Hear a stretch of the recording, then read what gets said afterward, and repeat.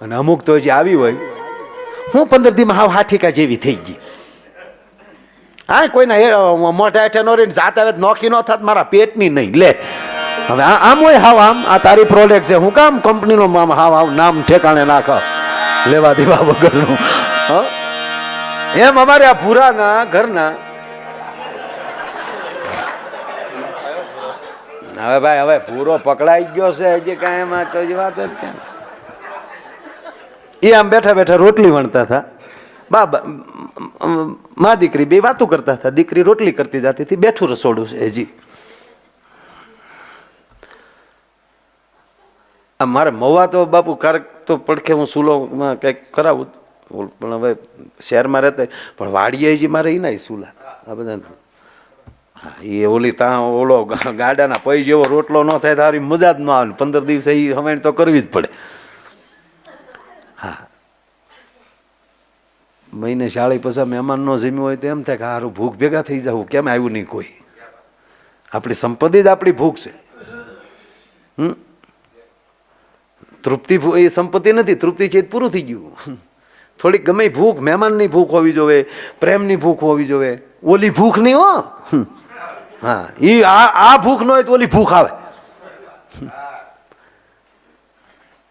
એટલે આ રોટલી વણતી જતી હતી એમાં ભૂરેશે ફોન કર્યો. ક્યાંથી? મારી વાડીએથી આની ઘીરી. પછી તમે એ કહેતા ને ત્યાં ટાવર કયો આવે છે શું આવે છે એ બધું કાંઈ મને ન ખબર હોય. આયા જા ભૂરાની રીંગ વાગી. તુજ મેં રબ દિખતા હે યારા મેં ક્યાં કરું. ગ્લોબ ઉતારીને હોલ્ડરમાં આંગળી પર આવી ગયો. એટલે આ ધડ દિન મોબાઈલ લીધો ઓડે રોટલી વણવાનું ચાલુ. બાજુમાં બા ભૂરેશનો અવાજ. હવે ભૂરેશ શું કહેતો મારે તમને ન કહેવાય પણ તમે બધા એટલે આમ પરિવાર જેવું જ થઈ ગયું છે કઈ વાંધો નહીં. હા ભૂરેશ ચાલુ કે હાલો ભૂતું બોલો. ત્યાં તો રીંગ વાગી તા એ તો રીંગ વાગી એટલે ખબર પડી જ ગઈ. બોલો નહીં આમ જો ભૂદે તેટલા દી ત્યાં 3 દી ત્યાં આજ નહોતું વૈયાવંતી તું તે દી તે ચહેલા તે 3 દી ભૂદી કહી દીધા પણ આમ જો 3 ભવ વૈયા જો એવું લાગે હો ભૂદી. આમ જો કાલનો વૈયાવો તો માના આમ છે તારી વગરનું ગમતું હોય તો માં મને બસ. હવે ઓલી દીકરીને જ કાંઈ બોલાય નહીં. બાજુમાં બા બેઠેલા એટલે રોટલી વણતા વણતા કીધું સેમ ટુ યુ. તારી જેવી જ મારી પરિસ્થિતિ છે. સેમ ટુ યુ દીકરી બોલી એટલે બાને ખબર પડી કે ભુરેશ કુમારનો ફોન છે. જો મર્યાદા ને કહેવાય વાત કરવા દેવા હાટું બા બીજા ઓરડામાં વૈયા ગયા ફટ દઈને. જેવા બા બીજા ઓરડામાં ગયા તો અહીંયા વેણું રોટલી ને પાટલી મન ફાવે ત્યાં ગયા. સીધો મોબાઈલ હાથમાં. હાલો હું કહેતા હતા મારા બા બેઠા હતા મારે થોડું કાંઈ બોલાય. નથી ગમતું કરતા હતા. મને ગમતું તમારા બાપના આમ બસ.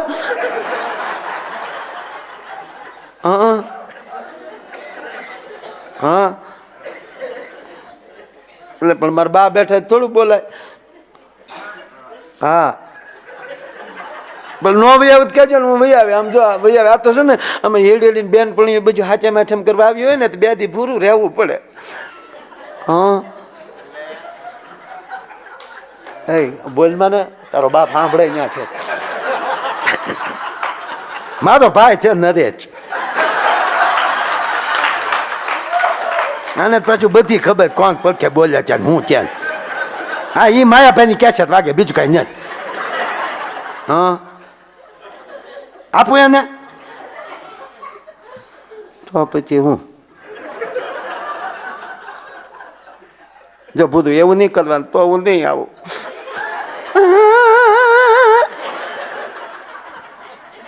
હા મારા બા ગયા ગોદડા ધોવા.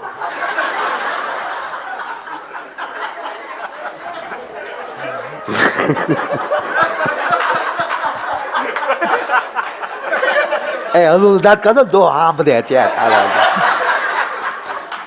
એ મારા ભાઈ ને બધા ભાઈ બંધો ને બધા. મારા બાપા હાથીઓ ક્યાં ગયા. હા એ તો છે ને ગંગાદાસ બાપુ છપતા કરવા મારા બાપાને બધાને કીધું પણ લોભલીના પેટ ના તીકી તો ન ભરી.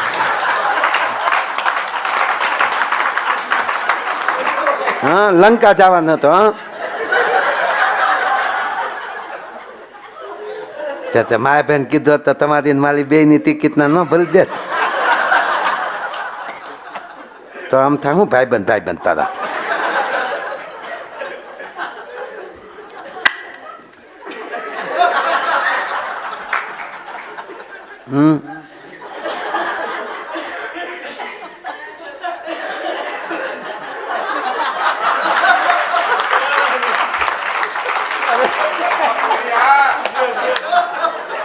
એવું કેમ?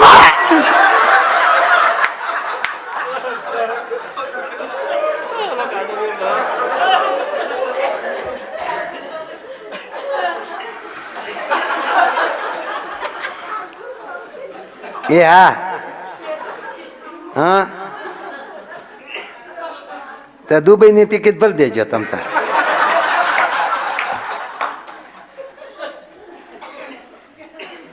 ત્યાં તો મારા બાપા આવતી પદબાદી ટિકિટ તો માયા ભાઈ ભરી દે તો મારા બાપા હું મારા ભાઈ ને હાથે લઈ.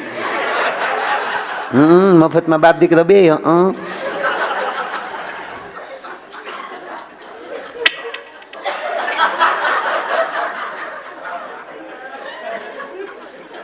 આમ જો ભૂદો એ તો બધું પેત્યું. આમ જો તમે કહેતા હતા ને નો અમને ગમતું ન હોય દઉં. હા, આમ જો હવારમાં ઊભી થઈ ને તો પાણી પીવા ગલાસ હાથમાં લીધો ને તો ગલાસમાં તમે દેખાને, બાદરમાં તમે દેખાવ, ઘઉંમાં તમે દેખાવ. આપણને એમ થાય ધણી છે કે ધનેડું મરી ગયો બધામાં દેખાય. હે, મેં એક જગ્યાએ પ્રોગ્રામમાં કીધું ને દાદા કે કાંઈ હારે આવવાનું નથી, લહેર કરો. તો એક ભાઈ મને પ્રોગ્રામ પૂરો કરીને કીધું, પૂરો થયો ને તો મને કે ભલે બીજા ન લઈ જાય, હું લઈ જવાનું. તું હું લઈ જાઉં? મને કે બે પગમાં હરિયા છે. ઈ તો તારા લખણે આવ્યા હારે ભાઈ, ખરેખર. અને પાછું જો તમે માણસો તરત એવું નથી માણસ જેવું જીવન, તમે જેવું બોલો ને એવું જીવે જ છે. એક જગ્યાએ મારે કહેવાય ગયું કે અજગર કરે ની ચાકરી ફલાણું નાન તેન, કીડીને કળ ને હાથીને મણ દેનારો ભગવાન છે. એક જણો મને કે આજથી એક હળીના બે કટકા કરે બીજો. મેં કીધું કેમ? મને કે તમે ન કીધું કે અજગર કરે ની ચાકરી તોય ભગવાન એના મોઢામાં આહાર આપે છે ને હાથીને મણ આપે છે. મેં કીધું તું કીડી થાય ને તેથી કઈ ન કરતો, હાથી થા તેથી ન કરતો, અજગરના પેટ નો થા તેથી કઈ ન કરતો. પણ અત્યારે માણા બન્યો છે માટે તારે કરવું પડે. ભગવાન કૃષ્ણ એમ કહે છે કે તું કર્મ કર, ફળની આશા ન રાખ.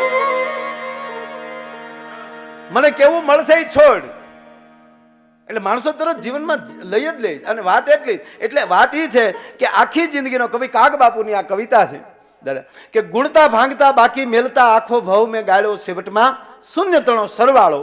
હવે એનો સરવાળો આપણે કરીએ તો દાખલા તરીકે આપણે હોય 100 વર્ષ પૂરું જ જીવવું છે, એક પણ વર્ષ એમાં કાઢવું નથી ફાઇનલ.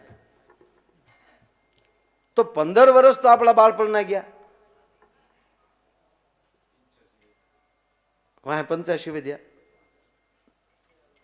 હવે તમે આવો કે આપણે જેટલું જાગીએ એટલું તો હુઈ સી.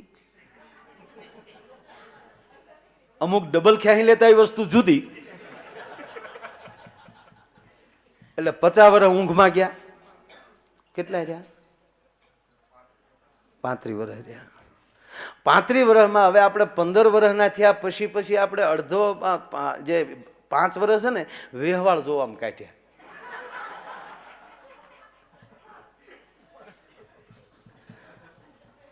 અરે ખરેખર આપજો તમે. આપણા વર્ષની ગણતરીઓ એવી છે. જો આપણે 18 વર્ષના થાય ને ત્યાં સુધી આપણી ઉંમર ગામ ગણતું હોય. 18 વર્ષના થાય ને એટલે ગામ ઉંમર ગણે કે ફલાણા ભાઈ દીકરો અવડો થયો, ફલાણા ભાઈ દીકરી અવડી થઈ, ગામ ગણે. પછી 19 નો અર્થ થાય હું ગણીશ. બાપાને કે બાપા 19 છે હવે પછી ક્યાંક ધંધો છોડાવો એમ.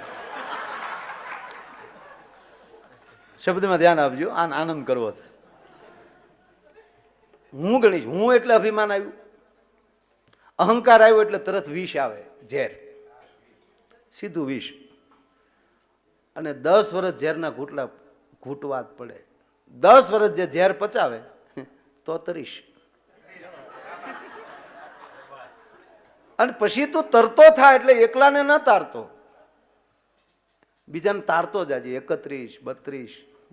આમ જો બીજાને સાથે લઈને ચાલીશ તરીશ ને તો જગતમાં ચાલીશ. અને જગતમાં ચાલીશ એટલે પછી જગત તાલી, 1 તાલી, 2 તાલી. અને પાછું તાળીઓનું ધ્યાન રાખજે. મચ્છરનું બચ્ચું પેલી ઉડાન ભરતું હતું, પહેલી જ વાર. એટલે માને પગે લાગ્યો, હે માં, હે જગદંબા. એને માં જ હોય ને. એટલે બાપુ મને આ મચ્છર ભલે કોઈને ગમતા કે ન, મને બહુ ગમે. અને એવું હશે તો મારે દાદે હનુમાનજીએ મચ્છરનું રૂપ ધારણ કર્યું છે ને. શું કામ? એ પાછું આ લંકામાં, જે લંકામાં હું તમે બેઠા છીએ ત્યાં મશક સમાન રૂપ ધારણ કરીને હનુમાનજી મહારાજ અહીંયા ફર્યા.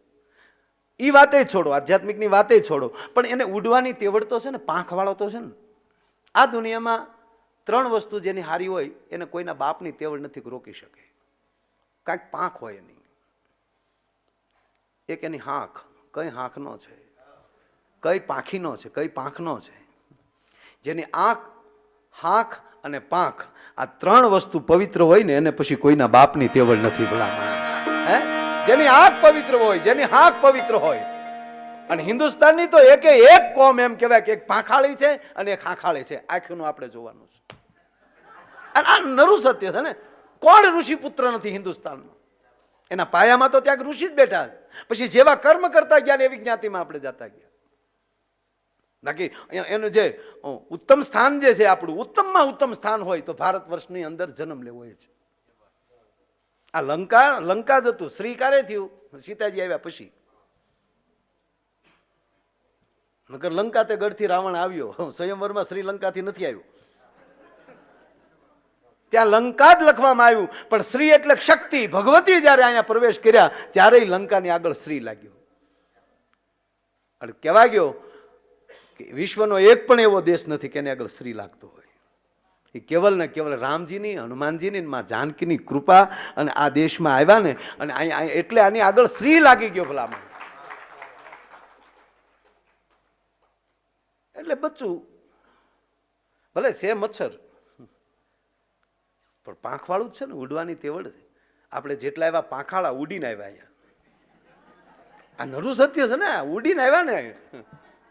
તૂટી ગયા હતા વાંદરા અહીંયા આવવા હાટું બાપા. એક વાંદરો તો દાદા કંટાળી ગયો બાપુ. એક વાંદરો કંટાળી ગયો. સેતુ બાંધતા હતા ને, 2-3 વાંદરાને બોલો કે અહીંયા આવો, તમાકુ સોળ્યું બેઠા બેઠા. પછી વાંદરે કીધું કે આ બાંધવા ભેગા કર્યા કે પુલ બાંધવા બનાવ્યા? આમાં નક્કી આપણે ભેગા હું કામ કર્યા એ નક્કી નતા. તો ભગવાન રાઘવ આવ્યા ત્યારે પણ સેતુ બાંધીને. આજ એની કૃપા આપણા ઉપર કેવડી કે ઉડીને આવવામાં કેવલ હનુમાનજી એક જ હતા. આજે હનુમાનજી આપણને બધાને પાંખુવાળા બનાવી નાખ્યા અને બધા ઉડીને આવ્યા. આ હસમુખો હનુમાન કેવો હશે? બધા એને ઉડીને મચ્છરે ઉડવાની શરૂઆત કરી. માને પગે લાગ્યો, માં પહેલી સફર કરું છું, પહેલી ઉડવાની શરૂઆત કરું છું મને. એટલે એની માએ કીધું લેટ્સ ગો બેટા, હેપી જર્ની. લંકાનું હતું. જાઓ બેટા, સફર કરો, ઉડાન ભરો. અને મચ્છર ઉડતું ઉડતું સફર કરી અને જ્યાં પાછું આવ્યું પછી એની માં પૂછે છે કે બેટા કેવી સફર રહી? કે માં બહુ સરસ, મને બહુ આનંદ આવ્યો. ધ્યાન દેજો શબ્દમાં. જેમ ઊંચો જાતો ગયો એમ મને દુનિયા નાની મળી દેખાવા. અને માં મને તો મજા આવી, પણ હું જ્યાં ગયો ને સમાજને બહુ મજા આવી. અરે બેટા સમાજને? તારાથી સમાજને મજા આવી એમ? કે હા માં, હું જ્યાં ગયો ને અહીંયા સમાજે તાળીઓ બહુ પાડી.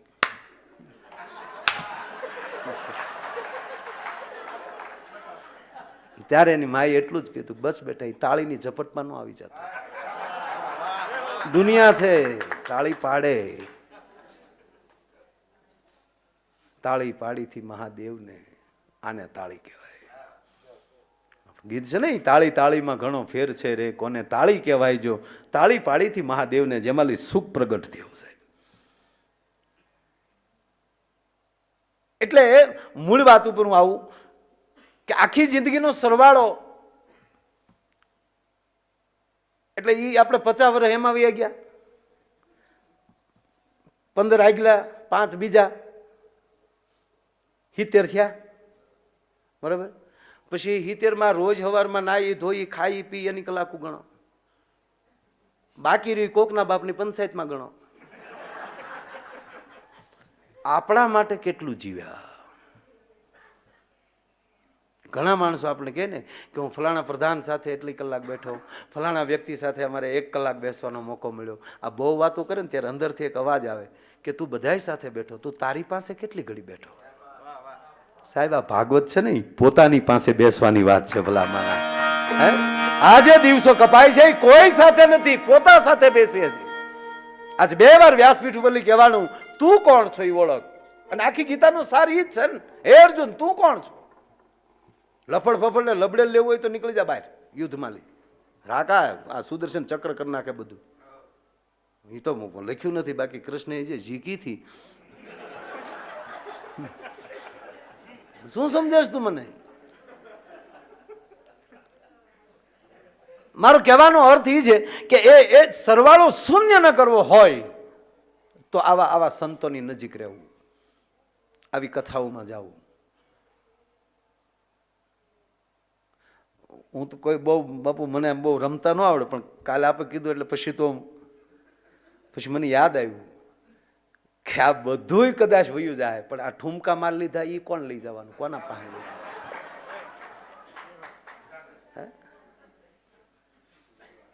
બહુ જૂનું એક દ્રષ્ટાંત છે બાપુ. ઉદ્યાસણ ને ઓરડેલી ભગવાન ભાસ્કર એક ચક્રીય રથ લઈને નવખર ધરતીને ઉજાડવા માટે જ્યાં નીકળે છે, અને આમ જ્યાં હોનાનો પછાડ છાડ કરતા ધરતી ઉપર જ્યાં નાખવો, ભલે ઉગ્યા ભાણ ભાણ લવ તમારા ભામણા મરણ જીવન લગ માણ રાખજે કશબ રાઉન. અને મહારાજ પોતાની એક નગરીના રાજા મહારાજ એમ કહેવાય કે જ્યાં પોતાની અટારીએ ઉભા ઉભા એમ કહેવાય ભગવાન સૂર્યનારાયણને જળ આપે છે.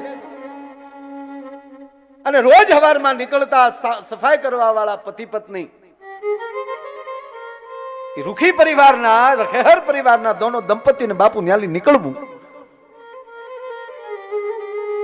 અને રખેહરનું ધ્યાન જ્યાં મહારાજ ઉપર પડવું, મહારાજનું ધ્યાન આ દોનો દંપતી ઉપર પડવું. અને એક વસ્તુ મને બહુ ગમે છે બાપુ, એક પેલા માણસો પાસે મૂલ્યો હતા કે હું આ છું, આ મારાથી ન કરાય. હારા લાલા હાટ કરતા એમ કહેવાય બાઈના કાળજામાં હેલડો પડ્યો, એના ધણીને કીધું ભૂંડી કરી કા કે આ જગતનો આપણો બાપ છે, આપણો રાજા છે, એને આપણે હવારમાં મોઢું ન દેખાડાય. આજ ભૂલથી આ શેરીએ ચલાણું આપણે અહીં ચાલવાનું હોય નહીં આપણે તો બોલો કે આપણને ક્યાં ખબર હતી કે મહારાજા અત્યારે અટારીએ છે. ગાજટ પાછો ફર્યો, બાવડું પકડીને બાઈ પોતાની ઘરે વહી ગઈ, પોતાનો ઓરડો બંધ કર્યો. ઓરડો તો શું હોય, ભાંગલ ઝૂંપડી હતી, હાકળ ચડાવી દીધી, ફફડે જ હાય હાય કરી ફારી. રાજાએ કચેરી ભરી છે, હવા પર જ્યાં દી ચડ્યો રાજાએ કચેરી ભરી અને માણસોને કીધું કે આપણા ગામના ઓલા રખેહર ને દંપતીને બેને બોલાવો. દરવાજે ટકોરે થયા, ખોલો. કોણ? રાજના માણસો. કહેતી હતી ને બાઈ કે આજ આપણે દંડ મળવાનો, અને જે હવે હરી કરી હાલો. આવીને ઉભા.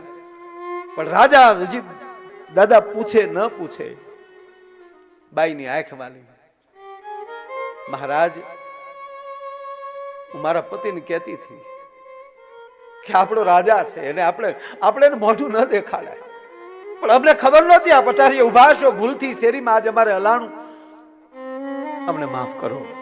અમને ખબર છે કે અમારા મોઢા જોઈએ તમારો દી બગડે. રાજાની મૂછું ફરક ફરક ફરક હરકથી ફરકે છે.